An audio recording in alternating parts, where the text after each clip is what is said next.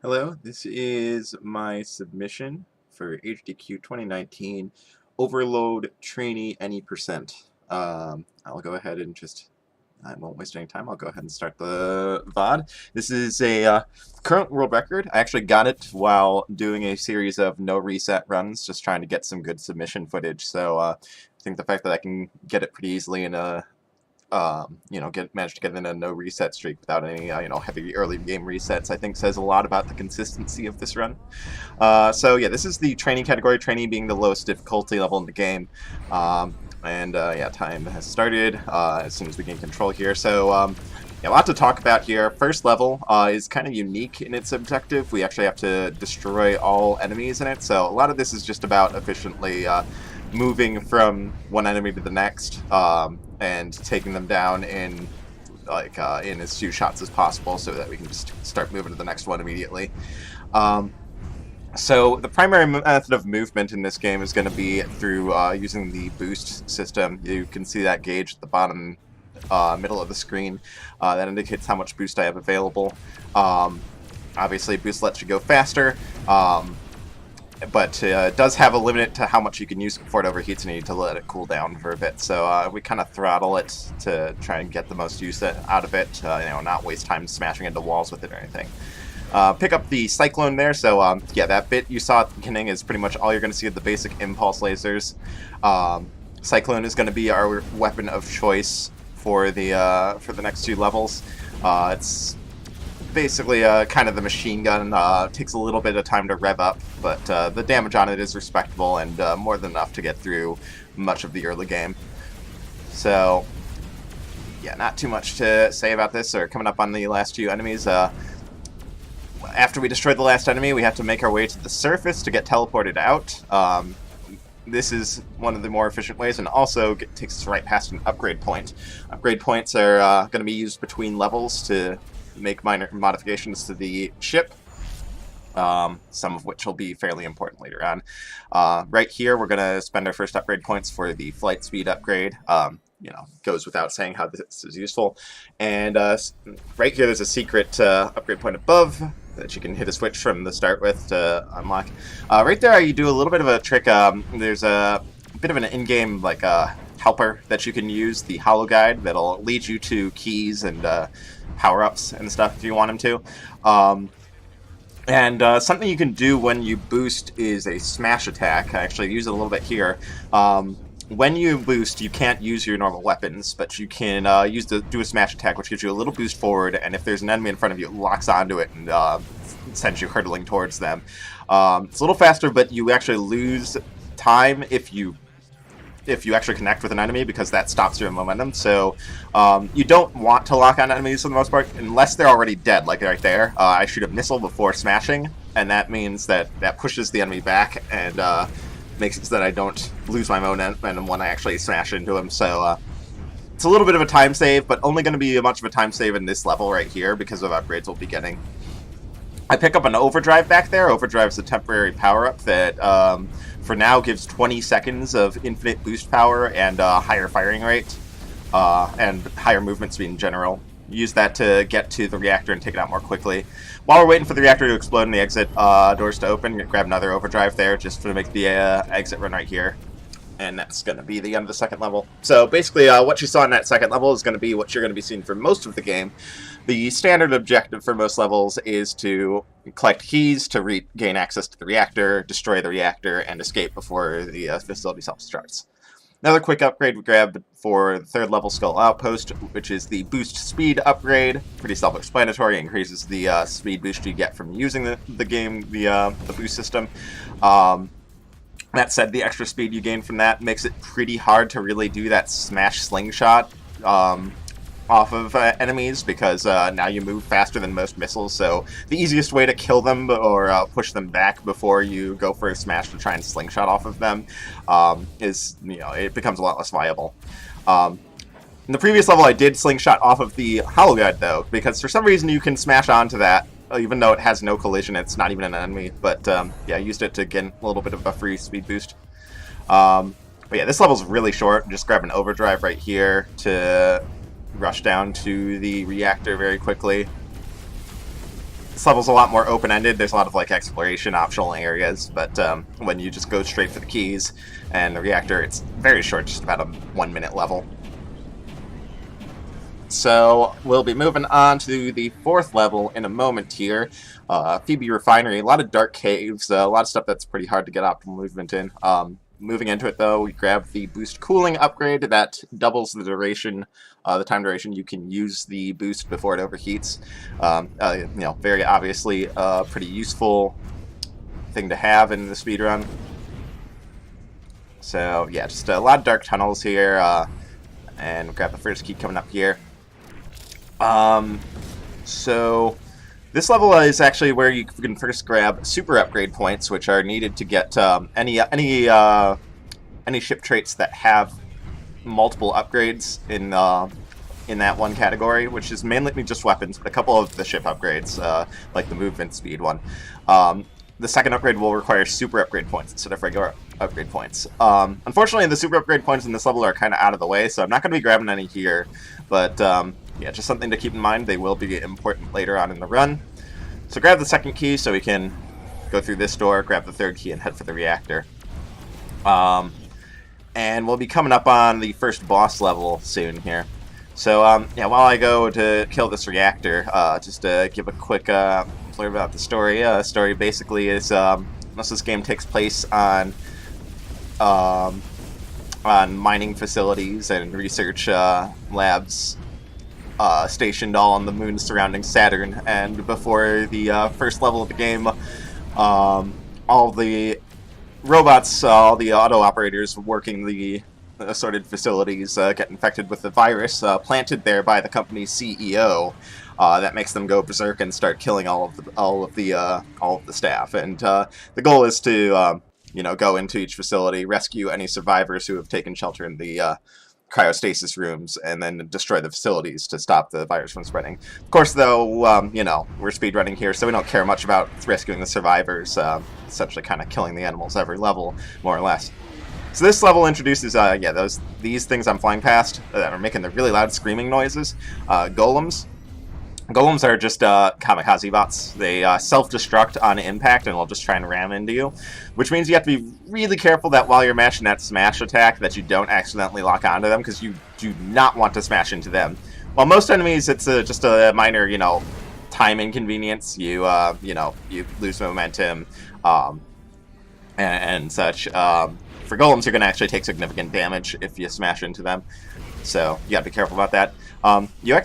Interesting quirk about the smash attack is that you actually gain armor when you successfully land the smash attack, but obviously not going to be the case if you're smashing into a self-destruct bot. So, quick little explanation on what just happened there. We had the first required lockdown event of the game. A lot of levels in this game have little kind of arena fights called lockdown events, where you once you enter, all the doors lock and you have to kill all the enemies in it to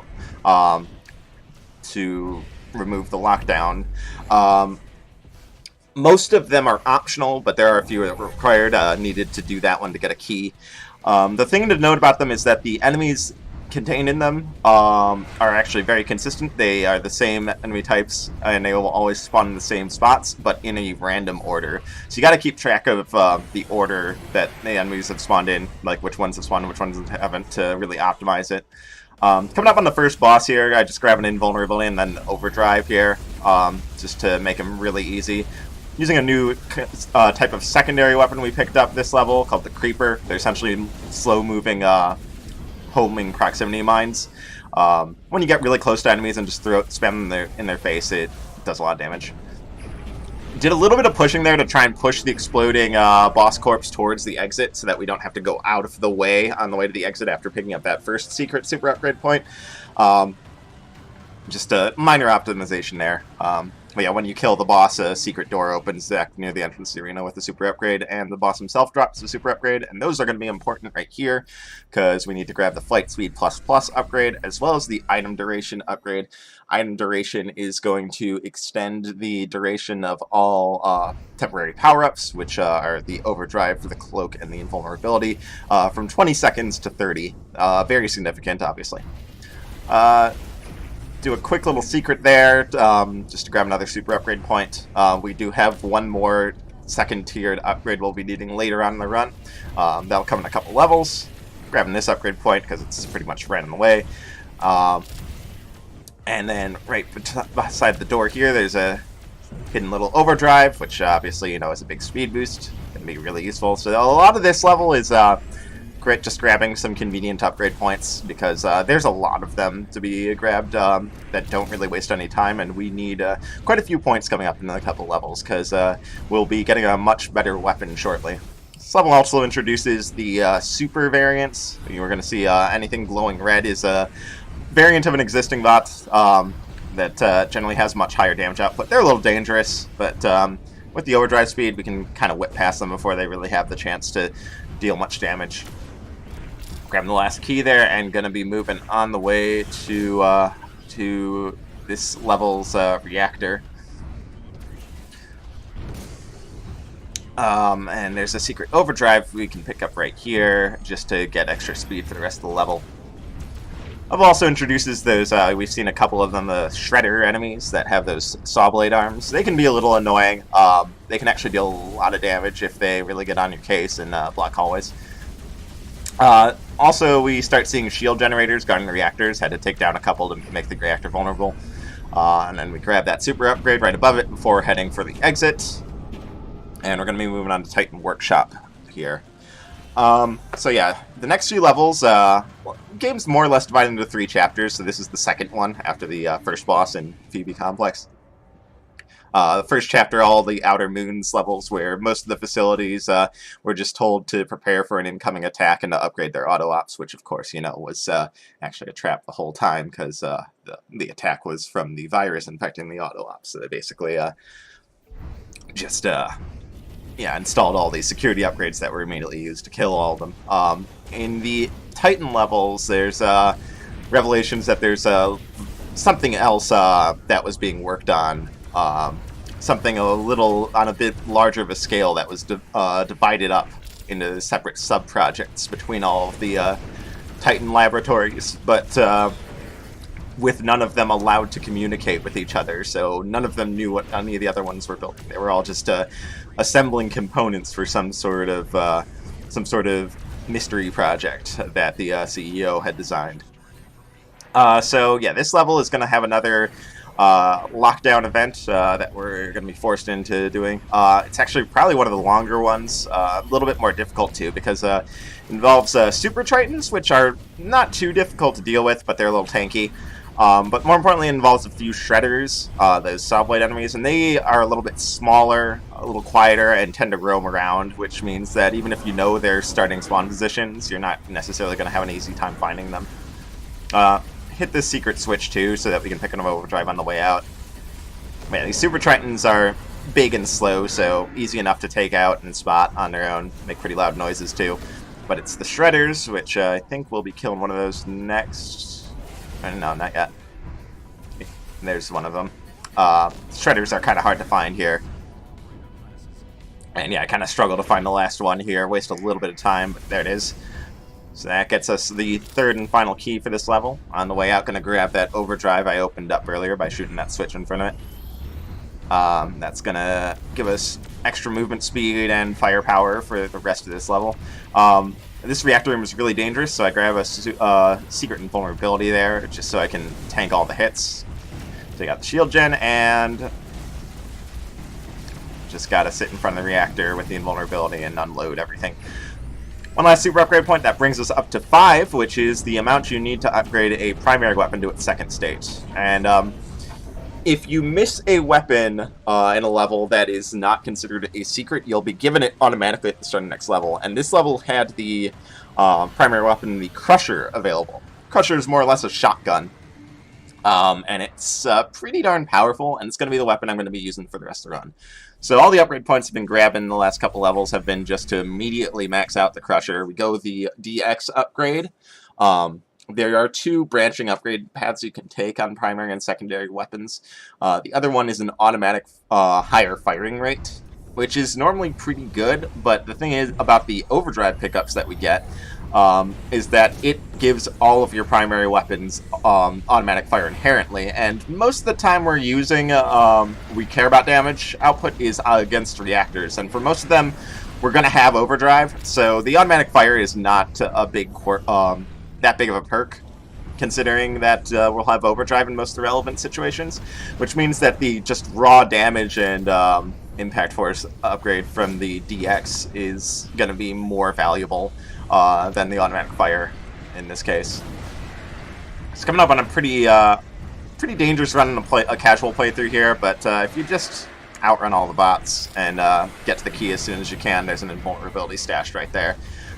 So you can grab that and just run straight for the reactor. Got a couple of shield gens you got to take out before you can take out the reactor, but you can see how much faster the Crusher DX makes the reactor go down compared to the last levels. Grab a cloak right there, because it doesn't really cost any time and it keeps those golems from aggroing and running into me. Cloak is a power-up you're not going to see often in this run, because there's not very many convenient cloak pickups, and it's just generally not too useful. One of the other places where we could potentially get a cloak, you actually don't want it because it's around a lockdown event, and you want enemies to aggro to you so that you can kill them quickly. If you're stealth from them, then that makes it harder to do that. So, coming up on Titan Collider here, the story of this level here is that we're going to want to try and keep as much armor as possible, because the level after this is going to be the most dangerous level in the run, Titan Harbor. And at the start of every level, you're restored to 100 armor and 100 energy. Energy being what you need to use boost energy-based weapons. So energy is not super important because we're using the Crusher, which is an ammunition-based weapon. You can see that that's the bottom gauge in the center, the 232 right now. While you're in overdrive, you incidentally don't consume any ammunition or energy on your primary weapons. So yeah, energy and ammunition is not much of a concern in this run. But anyway, we really want to try and stay above 100 armor for this, because if you finish a level with over 100 armor or energy, you get to carry that over to the next level. And as with how dangerous Titan Harbor is, if we can get that extra armor, we really want it. So just a little bit of a dark cave section here. We're already pretty much done with this level. So picked up a new primary weapon a little while back in this level called Thunderbolt. Not really important right now, but will be important later on in the run. We won't be touching it for a while yet, though. So take the reactor out, tank some damage. Figure I've got enough time to grab that extra armor drop right there before going into the exit, and top myself up to about 140 armor, which is typically more than enough to survive the full speed strats in Titan Harbor. There are safeties you can take, but yeah, if you can get the extra armor just to allow yourself to take some damage, then that's that much better.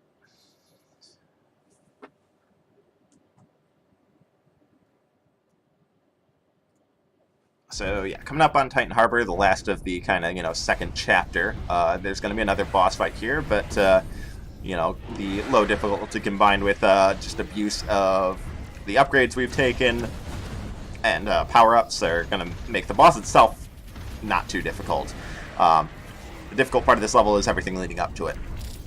This level introduces scourges, or no, more accurately, it introduces the super ogres. Scourges were introduced in the previous level, but not really enough capacity to cause any damage. Scourges use creepers, those slow-moving proximity mines. They can clog up hallways that way. And these super ogres shoot these homing Nova Blasts that can be a little hard to dodge and deal a decent amount of damage. Also got Guardians in this room. Guardians are almost hit scanned, so they're pretty hard to dodge. But right there, the creeper spam from the Scourges kind of cluttering up that hallway, forcing me to tank a bunch of damage. Shoot a switch across the hallway before heading down to the lower ones. That switch, the first switch I hit opens up this overdrive, and the other two I shot to make these shield gens vulnerable and allow me to go for the last key. as you can see, even with the extra like 40 armor to start this level, I'm already pretty low. I really did kind of need that extra armor, especially to make this last push. The push through that choke is often deadly if you don't have enough armor, but working out here. So here's the boss. With the overdrive active, we can just stun lock him with the Crusher DX because of its high impact force. So just holding down the fire buttons and he goes down pretty easily. Grab another overdrive just to speed up the exit a little bit. And that's going to be the end of the second chapter. And we're going to move on to the last stretch of the game already. The next level, I believe, is the longest level in the game, Tethys Lab. Grab one final upgrade before we start this level, the energy efficiency upgrade, which makes energy-based weapons consume less energy. Not important yet, but will be important when we hit the alien levels in a couple of ones after a couple exits from here. So we start with a pretty open-ended section. There's just 3 keys scattered around, and we need to pick them all up to open the one security door, because it's a level 3 security door, right at the start of the game, or the level rather. So just a quick run around here. We also introduce these speed tunnels coming up here. After we get through this tunnel right here, you'll see one. Just kind of pushes you along. You can still speed yourself up a little bit by applying your own momentum in addition to the speed tunnel's momentum, but it's a little hard to control. So, second key out of 3, there's just one more to grab on the loop as we come around here. This level introduces also what is most likely the most dangerous enemy type in the game, the Reaver, and we'll be seeing them en masse here with another required lockdown event right in this room here. So Reavers are like the golems that we had introduced way back in the the 4th level, Phoebe the 5th level, sorry, Phoebe Complex. In that they self-destruct on impact and deal a lot of damage if you run into them. But they also have a driller equipped, like the Guardians we saw in the previous level. So the damage they dish out at a range can be really hard to deal with, but getting too close to them means you'll be eating a lot of shrapnel damage when they explode, if you don't just like crash into them directly and trigger their self-destruct. So gotta be careful with those Reavers. Decent lockdown there, was fairly efficient at taking them out. I pick up the invulnerability on the way out, so you can see how just tapping the Reaver there makes it explode. Pretty dangerous if you're not invulnerable. That's a lot of damage you'd eat there. So grab a secret overdrive there just to rush a little bit here. Got a shield gen to take out before we make the final descent to the reactor here. And we're coming up on the reactor. It's got 2 shield generators on it. Just gonna pop a Devastator at each of them real quick to take them out quickly. If you're quick enough, which I am here, then you can destroy the reactor before the overdrive that we collected earlier expires, and that lets you take it out a lot faster to just have that increased rate of fire. So we got a really long escape sequence here, because yeah, this reactor's all the way at the bottom, and the exit was visible for a brief moment way back at the start, all the way at the top, so gotta kind of fly our way back up. But thankfully, when you destroy the reactor, an emergency speed tunnel opens up and takes you up most of the way. So that's the longest level in the game done. And we've got the last of the last level of the moon bases here, Enceladus Depot, and you'll note that there's a different objective where most levels have been saying the objective is to overload the reactor. Here, the goal is going to be to secure the crash site. So yeah, the big twist here as we hit the end of levels here is that it turns out that there's a crashed alien ship here on Enceladus that contained advanced AI that wanted the CEO, Gabriel Cantor, to rebuild something for it. So Cantor's been having everyone on all the other bases build the components for it, and to help reactivate the alien ship. So you gotta go find the crashed alien ship and secure the crash site. But, that won't go quite as planned, as we'll see here in a bit. So A lot of Reavers in this level, pretty dangerous. Some of them like to sit in some narrow chokes, so you gotta be careful that you don't run into them and eat all its shrapnel damage. Taking a lot of damage here. I play a little cautiously there and shoot that Reaver instead of just crashing into him. You can just crash into them to try and rush and save time, but was a little uncomfortable with my armor levels, and yeah, I think it was the wise decision to shoot him instead. So we got the final required, official lockdown of the game, and I get insanely lucky on this one.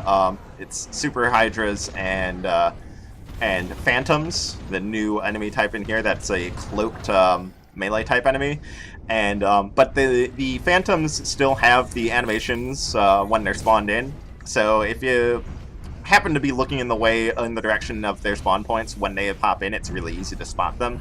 But if you're not around when they spawn in, they can wander off and it can be hard to see them. But got really lucky. Was able to take them out super fast. I ended up saving like 7 seconds off of compared to my gold split on this level. So bigger empty arena here with a ton of enemies in it and a few shield generators got to take out. Reaver again there. I shoot it instead of just charging through it because armor was a little bit borderline. Wasn't sure if I could survive just colliding into it, so just playing a little safe there. And yeah, as it turns out, there's an alien portal that's been activated in the crashed alien ship, and it's going to tear the whole facility apart. So you just have to go through the portal. Can't secure the crash site and leave like originally planned. And this begins the alien levels. No reactors to blow here. It's just a matter of getting from point A to point B. Gotta get to the end of the level, activate some warp cores, and go through portal. And that's going to be the story next few levels. And this is where the energy efficiency upgrade that I picked up back at the start of Tethys Lab kicks in. Because, yeah, the whole story involves that one of the components that they had to create for the alien ship was the Thunderbolt, this primary weapon we picked up back in Titan Collider. And it uses the energy signature found in all the alien technology, and as such, you need to use it to activate the switches. No other weapons work. So, and the Thunderbolt and later on the Lancer that we'll be picking up are a bit of an energy hog. So, grabbing the energy efficiency upgrade just ensures that we won't be running out of energy, which can be a real problem if that ever happens. It's a little bit, that last room's a little bit scary, because every time you activate one of those cores, an additional enemy spawns in. But, yeah, we don't really have time to deal with them, so we just kind of gotta activate all the cores, while doing our best to avoid any fire. But, fairly consistent. It's not too bad, even if it looks scary. So, yeah, second alien level here. Pretty much, pretty similar story to the first one. A couple new enemy types introduced, like these Xenoscourges that shoot kind of homing thunderbolt shots. Gotta be careful to avoid them because they deal decent damage and can be tough to dodge because they curve towards you. Grabbing a secret overdrive pickup here, as well as the Lancer. Lancer is a much better at powering up these the warp cores and such. The projectiles move much faster, and it fires a lot more rapidly than the Thunderbolt, which is a charge weapon. You gotta hold and then release. Whereas Lancer, while I have this overdrive, I can just hold the button down. When I don't have the overdrive, I have to manually mash, but it's still much faster than using the Thunderbolt to power these up. Again, a lot of enemies here that I'm just ignoring and doing my best to kind of predict where they're shooting everywhere to avoid as much damage as possible. But yeah, don't really want to spend the time to deal with them. So, just doing my best to avoid all incoming damage, and there's the exit portal. So coming up on the 15th level, and the final boss of the run. Again, though, because of, power-up abuse, and also the low difficulty we're running, he's a bit of a pushover. Got a bunch of cores to activate at first, though. So just kind of gonna route them as efficiently as possible. Got a couple in this room right here that we can grab back to back.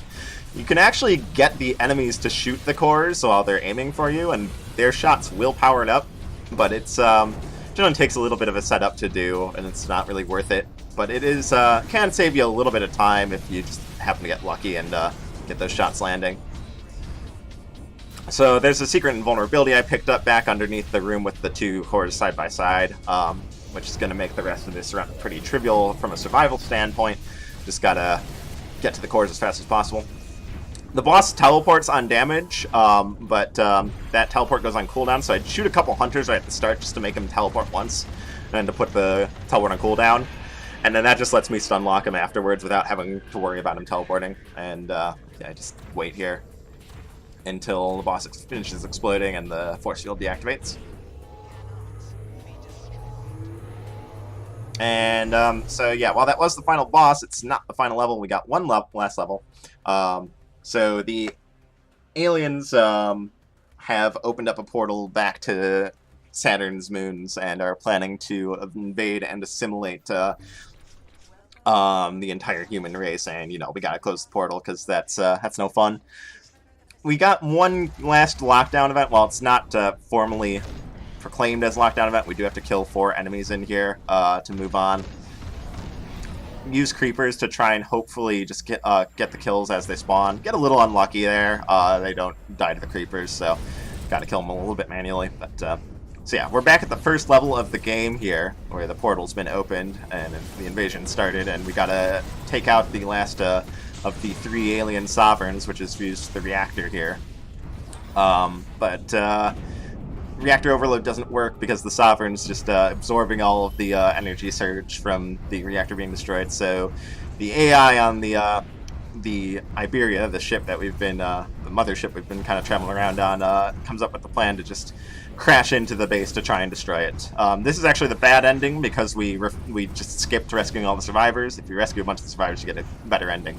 But gotta escape before the Iberia crashes into the base, and yeah, we do that right there before she even finishes explaining the plan to do so. And yeah, that's Overload right there. That's Overload's world record for that matter, a 31:08. And we see the in-game time here, 28:52, and yeah, that's it. So yeah, a lot of crazy movement. I think it's a pretty entertaining run to watch. Just a lot of fast movement, a lot of really crazy flight, you know, and kind of, you know, akin to the old Descent runs, which I've done in the past, which have been pretty successful in the past. So I think, and, you know, this is a fairly new game, so I'm sure a lot of people have not seen this run yet. It'll be something, you know, it's exciting and fresh, I think. So hope you consider it, and thanks for watching.